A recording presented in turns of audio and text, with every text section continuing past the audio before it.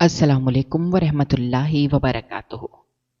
मेरी 20 साला नाजुक और प्यारी सी बहन फालिदज़ादा बिस्तर पर बेजान सी पड़ी हुई थी और मैं खामोशी से उसके सामने बैठी उसे थके जा रही थी। उसे इस हालत में देखकर मेरा दिल गम से भर गया था। मुझे अच्छी तरह याद है, जब 2 माह पहले हमने उसकी शादी की थी तो उस वक्त वो दुल्हन के रूप में कितनी हसीन लग रही थी। जब वो उस घर में ब्याह कर आई थी तो यूं लग रहा था जैसे उसके आगे से इस घर में हर तरफ खुशबू बिखर गई हो। मगर अभी उस बेचारे की उम्र ही क्या थी और अभी से वो फालिज का शिकार होकर बिस्तर की हो गई थी। इतने में मेरा बहनोई कमरे में आया। उसने मेरे सर पर शफकत से हाथ रखा और मुस्कुरा कर बोला, तुम जाकर कुछ देर आराम कर लो, अभी अभी आई हो, अब तो यहीं रहना है अपनी बहन के पास, बाद में बैठ लेना, तुम्हें भी थकन हो रही होगी। मैंने इस बात में सर हिलाया और चुपचाप बहन के कमरे से बाहर निकल गई। थोड़ी देर बाद मेरा बहनोई बाहर आया और मुझे दूसरे कमरे में ले जाकर कहने लगा, आज से ये कमरा तुम्हारा है। मैंने तुम्हारी ज़रूरत की हर चीज़ यहाँ रख दी है। कोशिश करूँगा तुम्हें यहाँ रहने में कोई मुश्किल ना हो। फिर भी अगर कोई मसला हो तो मुझे बता देना। मैं उसकी मेहरबानी पर दिल ही दिल में शुक्रगुजार हो गई, क्योंकि अपने घर में भी कभी इतनी आसाइश नसीब नहीं हुई थी। हमारा घराना तो वैसे भी तंगदस्ती में डूबा हुआ था। मेरे अब्बा मजदूरी करते थे और उनकी दिन भर की कमाई से बमुश्किल 3 वक्त की रोटी पूरी हो पाती थी, जबकि मेरा बहनोई अपने मोहल्ले में किराने की दुकान का मालिक था और अच्छी आमदनी रखता था। इसीलिए बहन के घर खाने पीने का आराम था। मैं बिस्तर पर लेट तो गई, मगर दिल में बेजारी भी थी। मुझे अच्छी तरह याद है, जब मैं कॉलेज से वापस आई तो माँ ने अचानक कहा कि अपना सामान बांध लो, कुछ देर में तुम्हारा बहनोई लेने आएगा। अब से तुम अपनी बहन के घर रहोगी। ये सुनते ही मैं सन्नाटे में आ गई थी।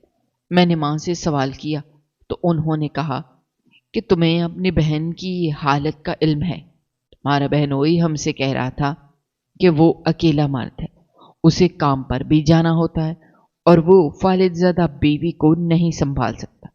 वो चाहता था कि हम कायनात को अपने घर ले आए, मगर तुम जानती हो हमारे हालात क्या हैं। बड़ी मुश्किलों से तो हमने तुम्हारी बहन की शादी की थी। अब अगर उसे इस हालत में घर ले आए तो इसका इलाज हमारे सर आ जाएगा। तुम्हारे अब्बा की उम्र मजदूरी करते करते गुजर गई है, इसलिए बेहतर है कि तुम जाकर अपनी बहन को संभालो। जब तक तुम्हारी शादी नहीं हो जाती तुम वहीं रहना, आगे की बाद में देखी जाएगी। माँ की ये बातें सुनकर मैं सख्ते में आ गई थी। हम बस 2 बहनें थी, एक की शादी कर दी थी और अब मुझे भी इसी के घर भेजने का फैसला किया जा रहा था। मैं सरकारी कॉलेज में पढ़ती थी और मेरा खर्च भी घर पर बोझ बन रहा था।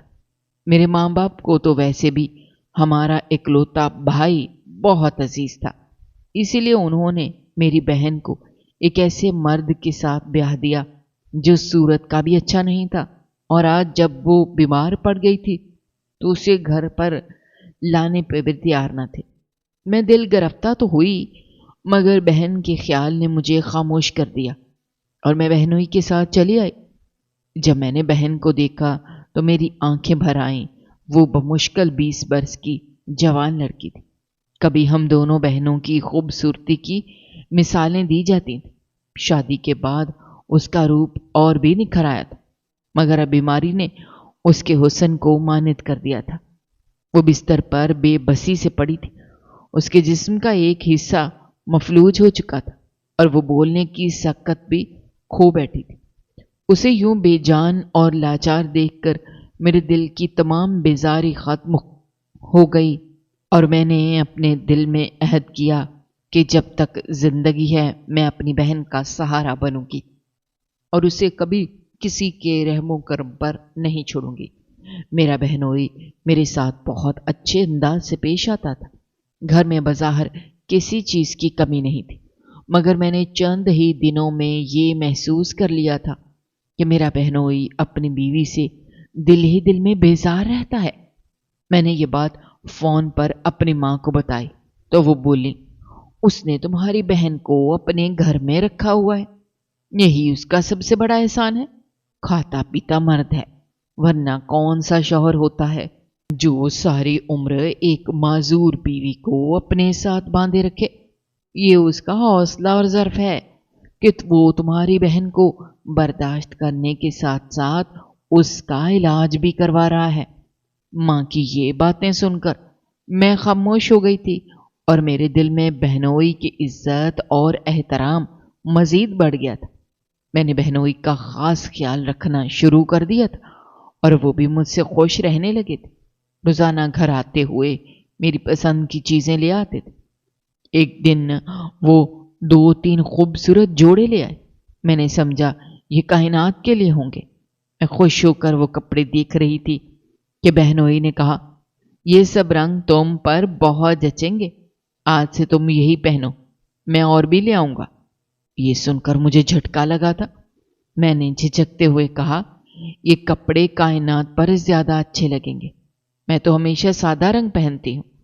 یہ سن کر ان کے چہرے پر ناگواری چھا گئی تھی۔ وہ بولے، کائنات کے لیے تو میں ایسے کپڑے ہمیشہ لاتا رہا ہوں، مگر شاید اب وہ ان کپڑوں کے قابل ہی نہیں رہی۔ ان بدرنگ کپڑوں میں تمہیں دیکھ کر مجھے بہت برا محسوس ہو رہا تھا، اسی لیے یہ تمہارے لیے لایا ہوں۔ اگر آپ کو یہ کپڑے برے لگ رہے ہیں تو تم انہیں کسی اور کو دے دینا۔ یہ کہہ کر وہ ناراضی سے کمرے سے نکل گئے تھے۔ میں نے شرمندگی کے ساتھ وہ کپڑے رکھ لیے تھے اور آہستہ آہستہ انہیں شوخ رنگوں کے کپڑے پہننے لگی تھی۔ ان رنگوں میں میرا روپ اور بھی نکھر آتا تھا، میرا گورا رنگ دمکنے لگتا اور میں خود کو دیکھ کر حیران رہ جاتی تھی، کیونکہ میں نے کبھی خود کو اس انداز سے نہیں دیکھا تھا۔ میری بہن کی شادی بھی سادگی سے ہوئی تھی۔ ماں نے یہ کہہ کر مجھے زیادہ چیزیں نہیں دلائی تھیں کہ پہلے ہی ہماری بہن کے جہیز پر بہت خرچ ہو چکا ہے، اب ہم تمہارے نخرے نہیں اٹھا سکتے۔ اسی لیے میں نے پرانے کپڑوں میں ہی بہن کی شادی گزاری تھی، مگر اب بہنوئی میرے لیے ہر روز نئی چیزیں لانے لگے تھے اور میں اب ہر وقت بہن کے گھر ایک سجی سوری لڑکی کی طرح رہنے لگی تھی۔ بہنوئی اکثر میری تعریفیں کرتے اور کہتے، تم شہزادیوں کی طرح رکھنے کے قابل ہو، اچھی چیزوں پر تمہارا بھی حق ہے، میں تمہاری ہر خواہش پوری کروں گا۔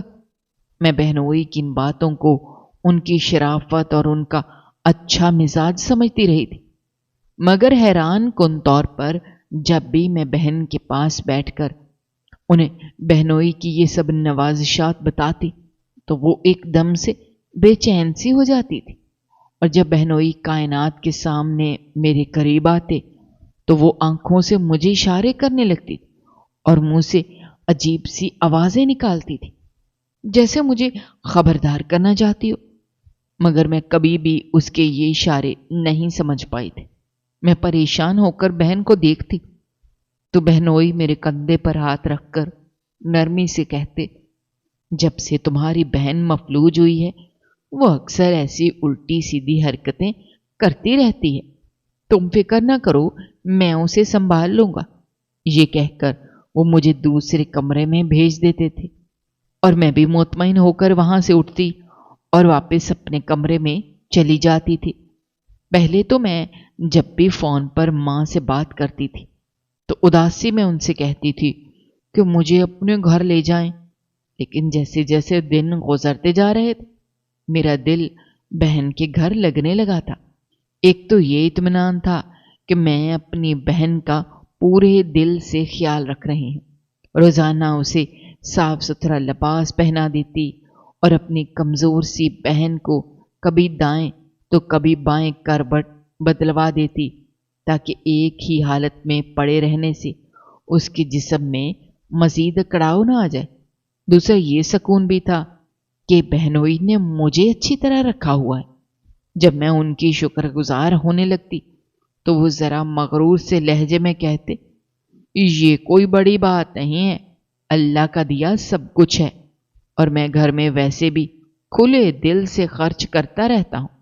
تمہاری بہن بھی ہمیشہ یہی تعریف کرتی تھی کہ مجھ جیسا مرد قسمت والی عورتوں کو ہی نصیب ہوتا ہے۔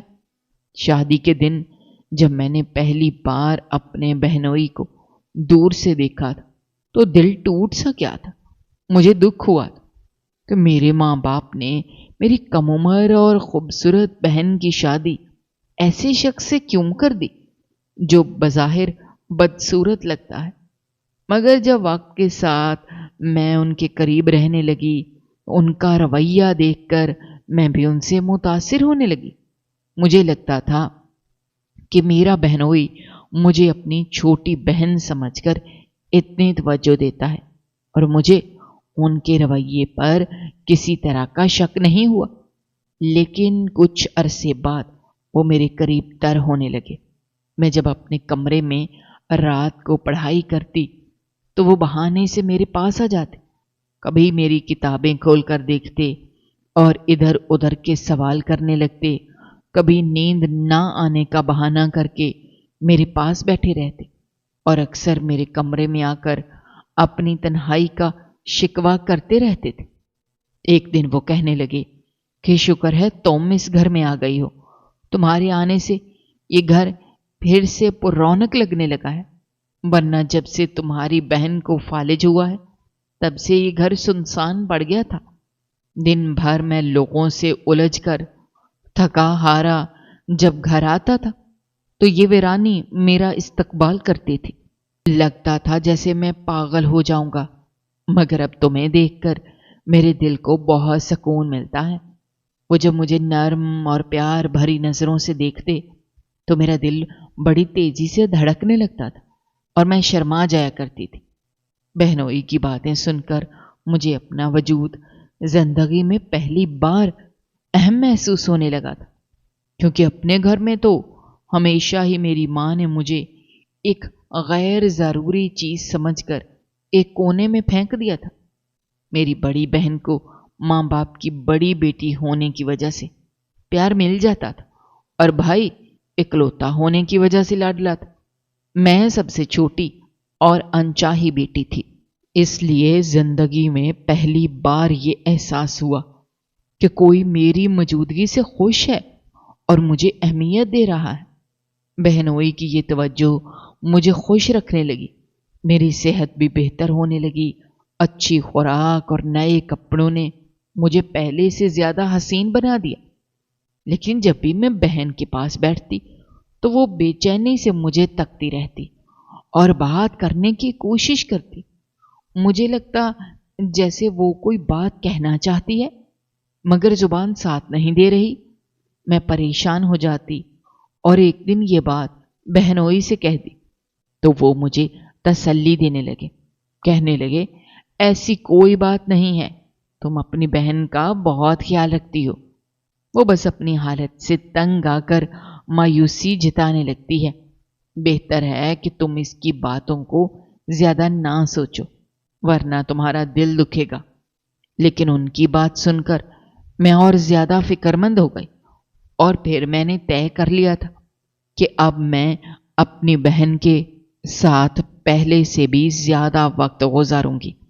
پہلے پہل تو اپنی ماں کی نصیحت کو مد نظر رکھتے ہوئے میں جب بھی اپنے بہنوئی کو گھر آتا دیکھتی تھی تو فوراً بہن کے کمرے سے نکل آتی تھی۔ لیکن اب حالات اس طرح بدل گئے تھے کہ بہنوئی کے آنے کے بعد بھی میں بہن کے پاس ہی بیٹھی رہتی تھی۔ میرے بہنوئی میرے قریب بیٹھ جاتے اور تسلی دینے کے بہانے کبھی میرے کندھے پر ہاتھ رکھتے تھے تو کبھی مجھے بڑے پیار سے چھونے لگتے تھے۔ لیکن میں ان سب باتوں پر دھیان نہیں دیا کرتی تھی، کیونکہ میری توجہ ہمیشہ اپنی بہن کی آنکھوں پر مرکوز ہوتی تھی، جو پھیلی ہوئی اور اشارے کرتی ہوئی مجھے بہت کچھ سمجھا رہی ہوتی تھی۔ ہر بار بہنوئی مجھے کسی نہ کسی کام کا بہانہ بنا کر کچن میں بھیج دیتے تھے، اور پھر جب میں واپس آتی تو میری بہن خاموشی سے آنکھیں بند کیے بستر پر پڑی ہوتی تھی۔ ایک دن میری بہنوئی نے کہا کہ تمہاری بہن اب تمہیں بہت زیادہ تنگ کرنے لگی، तुम दिन भर कॉलेज जाती हो, फिर घर का काम भी करती हो और थक जाती हो। अगर वो दोबारा परेशान करे तो उठकर कमरे से बाहर चली जाना। इसलिए परेशान ना हुआ करो, मैं इसका ख्याल रखता हूं। हम इसकी बेबसी का इलाज नहीं कर सकते। उनके समझाने पर मैं खामोश तो हो गई थी, लेकिन ये बात मेरे दिल को अच्छी नहीं लगी थी, क्योंकि मैं ये मकसद कभी नहीं बोलती थी कि मैं इस घर में सिर्फ अपनी बहन की वजह से गई हुई थी। और मेरी माँ मुझे हर वक्त यही नसीहत करती रहती थी कि अपनी बहन का बहुत ख्याल रखना, क्योंकि वो एक बहुत कठिन वक्त से गुजर रही है। किसी को नहीं मालूम था कि उसकी जिंदगी कितनी बाकी है। बिस्तर पर एक ही हालत में पड़े रहना कोई आसान बात नहीं होती। और वक्त गुजरता गया, मगर मेरे दिल में अपनी बहन की कदर और मोहब्बत कम होने के बजाय और बढ़ती गई। मैं हर वक्त उसके लिए फिक्रमंद रहने लगी थी, और मुझे यही ख्याल सताता रहता था कि वो यूं बिस्तर पर पड़े पड़े थकन और तकलीफ का शिकार हो रही होगी। जब वो बेबसी से आंसू बहाती तो मेरा दिल गम से भर जाता था, क्योंकि मैं अपनी बहन के बहुत करीब थी। मेरी माँ ने तो मेरी पैदाइश के बाद से मुझे ज्यादा तवज्जो नहीं दी थी, क्योंकि मेरा भाई बचपन ही से ये बर्दाश्त नहीं करता था कि माँ मुझे प्यार करे। बेटे की खुशी के लिए मेरी माँ ने मुझे खुद से दूर रखा, लेकिन तब मेरी बहन ही थी जिसने मुझे माँ की तरह पाला। हालांकि वो खुद भी कम उम्र लड़की थी, लेकिन उसने मुझे बेपनाह मोहब्बत और तवज्जो दी थी। यही वो एहसान और मोहब्बत थी जिसे मैं कभी भुला नहीं सकती थी। बहनोई के समझाने के बावजूद मैं ना अपनी बहन से दूर हुई और ना ही उससे बेजार। लेकिन वक्त के साथ साथ मेरे बहनोई का रवैया बदलने लगा। वो अक्सर रातों को उठकर मेरे कमरे में आ जाते, कभी चाय का बहाना करते तो कभी किसी चीज के बारे में सवाल करने लगते। कई बार ऐसा भी होता कि मैं नींद में होती और बहनोई आकर मेरे पास बैठ जाते। मैं घबरा कर जाग जाती तो वो कमरे में आने का कोई ना कोई उल्टा सीधा बहाना बना देते थे। मैं उनके घर में रहती थी और उनके एहसानों के बोझ तले दबी हुई थी, इसलिए कमरे का दरवाजा बंद करने की हिम्मत नहीं कर पाती थी, और न ही कभी बहनोई से कह सकी कि मुझे उनका यूं रातों को कमरे में आना बुरा लगता है। वो जो भी चीज चाहते हैं मैं खुद उनके कमरे में पहुंचा देती थी, लेकिन उन्होंने मेरे कमरे में आना बंद नहीं किया। मैं घर जाना भी चाहती थी, लेकिन मेरी माँ अब मुझे वहां आने नहीं देती थी। एक बार जब मैं घर मिलने गई तो मेरी माँ ने मेरा खूबसूरत लिबास और सेहतमंद सरापा देखकर खुशी का इजहार किया और कहने लगी, यहां तो तुम भूख और अफलास की वजह से हड्डियों का ढांचा लगने लगी थी। अच्छा ही है कि तुम अपनी बहन के घर रहती हो, दिन ब दिन निखरती जा रही हो, और इसी तरह खूबसूरत होती रही तो तुम्हारा बहुत अच्छी जगह रिश्ता हो जाएगा। मैंने मां से कहा कि आपकी फिक्र तो हमेशा रहती है, लेकिन आखिर अपना घर तो अपना ही होता है। अगर मेरा बहनोई खर्चा उठाने पर तैयार हो जाए तो हम कायनात को अपने घर ले जा सकते हैं। ये मेरी एक आखिरी कोशिश थी। मेरी बात सुनकर मां फौरन संजीदा हो गई और कहने लगी, खबरदार, ऐसी गलती कभी मत करना। वो मर्द शायद अभी तो मान जाए कि वो खर्चा देगा, मगर 2 दिन बाद वो आहिस्ता आहिस्ता खर्च से हाथ खींच लेगा और फिर शायद एक रोज दूसरी बीवी लाकर तुम्हारी बहन को तलाक दे देगा। हम इतना खर्च नहीं उठा पाएंगे।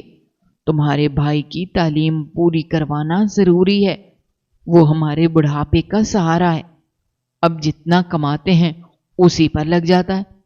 फिर तुम्हारी बहन का इलाज कहाँ से होगा और तुम्हारी शादी करना भी मुश्किल हो जाएगा। मेरी माँ हमेशा की तरह मजबूरियों का रोना रो रही थी, इसीलिए मैं खामोशी से वापस लौट आई और मुझे भी यही बेहतर लगा जो घर के हालात थे। मैं अपनी बहन के घर ही रह लेती, उसकी मदद भी हो रही थी और मेरे अखराजात का बोझ भी मेरे वालिदैन से कम हो गया था। मगर एक रात मैं सोने की तैयारी कर रही थी जब मेरे बहनोई अचानक कमरे में चले आए और मेरे करीब बिस्तर पर बैठ गए। मैं घबरा कर दूर हुई, बहनोई से आने की वजह पूछी तो वो सर पकड़कर बैठ गए। बोले, आज सर में शदीद दर्द हो रहा है। मैंने दवा भी खा ली कि शायद आराम आ जाए, मगर आराम नहीं आ रहा। शायद थकन बहुत ज्यादा बढ़ गई है। अगर तुम्हें बुरा न लगे तो मुझे सर में तेल लगा दो, शायद उससे आराम आ जाए। मैं अपने बहनोई की बात पर घबरा गई। मुझे अच्छा नहीं लगा कि मैं उनके सर का मसाज करूं। अभी इतनी करीब भी नहीं हुई थी और न ही उनसे ऐसा कोई रिश्ता था कि मैं उनकी ऐसी खिदमतें करती। मैंने बमुश्किल अपनी नागवारी पर काबू पाते हुए बहनोई से कहा कि मैं आपको चाय बना देती हूं, उससे यकीनन थकन दूर हो जाएगी। अपने बहनोई का जवाब सुने बिना मैं बाहर निकल गई। किचन में चाय बनाते हुए भी मैं बेजारी महसूस कर रही थी और जानबूझकर देर की। बहनोई की तवज्जो जब तक हद में थी मुझे अच्छा लगता था, मगर अब वो हद से बढ़ रहे थे। उनका बार बार बिला वजह मुझे छूना और मेरे करीब आना अब मुझे नागवार लगने लगा था। मैं जवान लड़की थी, इतनी नासमझ बच्ची नहीं थी कि एक मर्द की हरकतें ना पहचान पाती, मगर मेरी मजबूरी यही थी कि मैं अपने बहनोई को कुछ बोल नहीं सकती थी। जब चाय बनाकर कमरे में गई तो मेरी बहनोई ने मेरी जगह पर सोए हुए थे। मैं हक्का बक्का रह गई। मुझे उस रात अपने बहनोई की हरकत पर शदीद नफरत महसूस हुई थी। मैंने खामोशी से चाय का कप मेज पे रखा और खुद कमरे से बाहर निकल आई। मैं कमरे में वापस नहीं गई और अपनी बहन के पहलू में जाकर सो गई। मेरा बहनोई मजे से मेरी जगह पर नींद करता रहा। सुबह मैं अपने बहनोई की वजह से कॉलेज भी नहीं जा पाई क्योंकि यूनिफॉर्म और किताबें वगैरह मेरे कमरे में पड़ी हुई थी और मैं अपने कमरे में जाना नहीं चाहती थी। पहली बार मुझे अपने बहनोई से इतनी उलझन महसूस हुई थी। मैं किचन में नाश्ता बना रही थी जब मेरे बहनोई भी मेरे पास आए और शर्मिंदगी से कहने लगे, रात बहुत ज्यादा तबीयत खराब थी, इसलिए मुझे अंदाजा ही नहीं हुआ कब तुम्हारी जगह पर लेट गया, तुम्हें तंग किया, उसके लिए मैं माजरत खा हूं। वो शर्मिंदगी से माजरत करते नाश्ता किए बगैर घर से चले गए। मुझे लगा वाकई वो गलती से ऐसी हरकत कर बैठे हैं, इसलिए शर्मिंदा थे। वापस आकर भी बहनोई शर्मिंदा शर्मिंदा से सर झुकाकर बैठे हुए थे। मेरा दिल उनसे साफ होने लगा। मैंने उन्हें तसल्ली दी और कहा, कोई बात नहीं, तबीयत खराब हो तो इंसान को अंदाजा नहीं होता, मगर साथ में मशवरा भी दिया कि आइंदा तबीयत खराब हो तो वक्त से डॉक्टर के पास चले जाया करें। कहने लगे, अब यही करूंगा। मुझे लगता है मेरा ब्लड प्रेशर का मसला हो रहा है। तुम तो घर के हालात जानती हो, तुम्हारी बहन की फिक्र रहती है। मैं तो पहले ही अकेला मर्द था, बीवी के आने से कुछ सहूलत हुई थी, अब वो भी फालत ज़दा सी बिस्तर पर पड़ी है। तुम आखिर कब तक घर संभालोगी? बस यही सोचें बीमार कर रही हैं। वो अफसुर्दगी से बोल रहा। मैं उसे तसल्ली देने लगी। मैंने कहा, मैं अपनी बहन के लिए यहां आई हूं, किसी पर एहसान नहीं किया, और जब तक मेरी बहन जिंदा है मैं इसका ख्याल रखूंगी, चाहे मुझे यहीं रहना पड़े। मैंने कहा, अगर मैं कभी आप पर बोझ बनने लगी तो कोई नौकरी करके अपना खर्चा खुद उठा लूंगी, मगर अब अपनी बहन को इस हालत में छोड़कर वापस नहीं जा सकती। میرے کہنے پر میری بہنوئی کی آنکھیں چمک اٹھیں، کہنے لگے، تم مجھ پر بوجھ نہیں ہو، تم گھر کا فرد ہو۔ مجھے خوشی ہے کہ تم نے میرے گھر کو سنبھال لیا ہے، میں تو تمہارا احسان مند ہوں۔ بہنوئی کی بات سے مجھے کچھ اطمینان ہوا تھا، کیونکہ میری ماں کی ضد تھی میں اسی گھر میں رہوں، اور میں نہیں چاہتی تھی کہ میری رہائش مکمل ہو جائے، مگر مجھے اندازہ نہیں تھا کہ میری بہنوئی کی یہ نرمی مجھے کس موڑ پر لے جائے گی۔ میری بہن کی بے چینی بڑھتی جا رہی تھی، وہ ہر وقت آنکھوں سے آنسو بہاتی رہتی تھی، اور میں اس کی فکر میں ہلکان ہوتی تھی۔ کبھی کبھی دل میں اللہ سے شکوہ کر بیٹھتی تھی، میری بہن کا جسم تو مفلوج ہوا ہی تھا، کاش اس کی زبان پر اثر نہ ہوتا تو وہ اپنی ضروریات مجھ سے کھل کر کہہ سکتی۔ میری بہن جب مجھ سے کچھ کہنے کی کوشش کرتی، میرا بہنوئی مجھے وہاں سے بھیج دیتا تھا۔ ایک رات میں سوئی تو اچانک ایسا محسوس ہوا جیسے میری بہن کے کمرے سے عجیب عجیب سی آوازیں آ رہی تھیں۔ میں بے ساختہ اٹھی کہ شاید میری بہن کو کسی چیز کی ضرورت ہے۔ میرے دماغ سے بہنوئی کا خیال نکل چکا تھا۔ مجھے یاد نہیں رہا کہ رات کے وقت میرا بہنوئی اپنی بیوی کے پاس سوتا ہے اور اس کی کوئی بھی ضرورت پوری کر سکتا تھا۔ میں اپنے کمرے سے نکل کر بھاگتے ہوئے بہن کے کمرے میں گئی، مگر دروازے پر ہی مجھے رکنا پڑا۔ سامنے کا جو منظر تھا اسے دیکھ کر میری آنکھیں پھٹی کی پھٹی رہ گئیں۔ میں آگے بڑھ کر اپنے بہنوئی کو روکنا چاہتی تھی، مگر جسم حرکت کرنے سے انکاری ہو گیا۔ میں واپس لوٹ آئی اور کمرے میں سر پکڑ کر بیٹھ گئی۔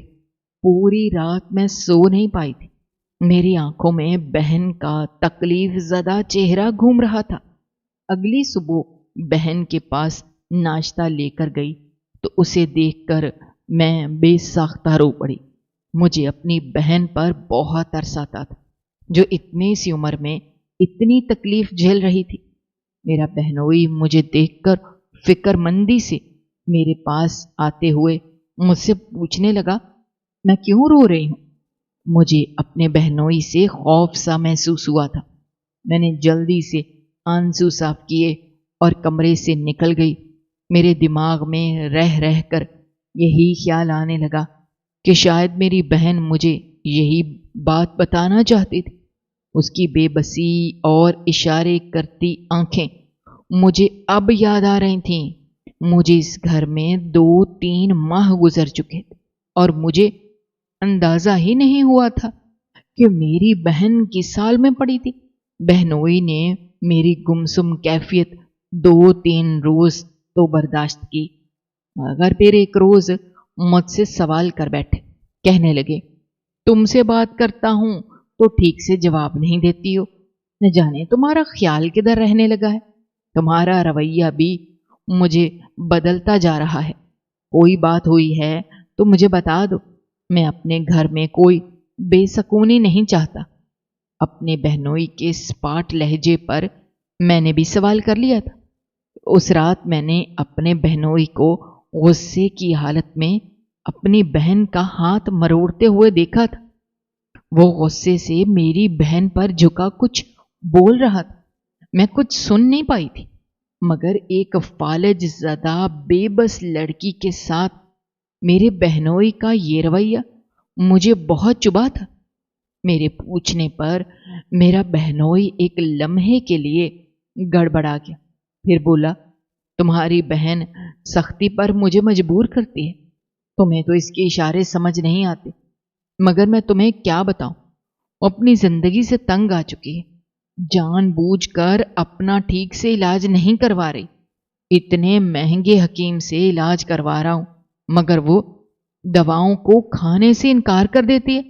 شاید تمہاری بہن اب صرف موت کا انتظار کر رہی ہے، اور مجھ سے یہ سب برداشت نہیں ہوتا، اس لیے کبھی کبھی غصے میں ایسا کر جاتا ہوں، مگر میں بہت شرمندہ ہوں، مجھے ایسا نہیں کرنا چاہیے تھا۔ میں اپنے بہنوئی کی وضاحت پر دھک سے رہ گئی۔ مجھے بالکل اندازہ نہیں ہوا تھا کہ میری بہن ایسی حرکتیں کر رہی تھی، کیونکہ میرے سامنے تو سب ٹھیک تھا۔ میں اسے دوا بھی دیتی تھی، کھانا پینا بھی کرتی رہتی تھی، اس نے کبھی مجھے تنگ نہیں کیا تھا۔ البتہ رات کی دوا ہمیشہ میرا بہنوئی دیتا تھا، اور شاید میری بہن اپنے شوہر سے کسی بات پر ناراض ہونے کی وجہ سے ایسا رویہ دکھا رہی تھی۔ میں سمجھ نہیں پائی تھی کہ میری بہن آخر یہ سب کیوں کر رہی تھی۔ میں نے اسے 2-3 بار سمجھانے کی کوشش بھی کی، مگر نہ جانے اسے میری بات سمجھ آئی تھی یا نہیں۔ وہ خاموشی سے مجھے دیکھتی رہی اور پھر آنکھیں بند کر لیتی۔ مجھے ایسا لگتا تھا جیسے میری بہن اب مجھ سے بات کرنے کی کوشش کرتے کرتے تھک چکی تھی۔ ایک رات میں اپنے کمرے میں سکون سے سو رہی تھی کہ میرا بہنوئی پھر سے کمرے میں آ گیا۔ وہ بستر پر بیٹھا تو اس بار میں نے غصے سے اپنے بہنوئی کو دیکھا۔ آئندہ کچھ بھی ضرورت ہو تو دروازے سے بتا دیا کیجیے، مجھے آپ کا یوں رات کے وقت میرے کمرے میں آنا اچھا نہیں لگتا۔ اس روز میں پہلی بار اپنے بہنوئی کے سامنے ناگواری کا اظہار کر گئی تھی، مگر نتیجے میں میرے بہنوئی نے میرے ساتھ جو حرکت کی وہ مجھے زندہ درگور کر گئی تھی۔ وہ میرا منہ دبوچ کر کہنے لگا، میرے گھر میں رہتی ہو، میرا دیا کھاتی ہو، پھر بھی اتنی ہمت ہے کہ میرے آگے زبان درازی کر رہی ہو۔ تم پر خامخواہ پیسہ نہیں لٹا رہا، تمہاری معذور بہن کو بھی برداشت کرنا پڑ رہا ہے، مگر اب میرا صبر جواب دے چکا ہے۔ ایسا کہتے ہوئے میرے بہنوئی نے مجھے دبوچ لیا۔ میں نے خود کو چھڑوانے کی بہت کوشش کی، مگر اس رات میرا بہنوئی اپنی نرمی اور مہربانیوں کی حقیقت سامنے لے آیا۔ میں بہنوئی کو اس گھناؤنی حرکت پر درد کے مارے تڑپتے ہوئے اسے خدا کے واسطے دے کر التجائیں کرتی رہی، مگر اس نے میری کوئی التجا نہیں سنی، اور انہوں نے اپنا کام تسلی سے پورا کیا اور میرے دامن پر نہ دھلنے والا داغ لگ گیا۔ اگلے دن میں نیم بے ہوش سی اپنے بستر پر پڑی تھی۔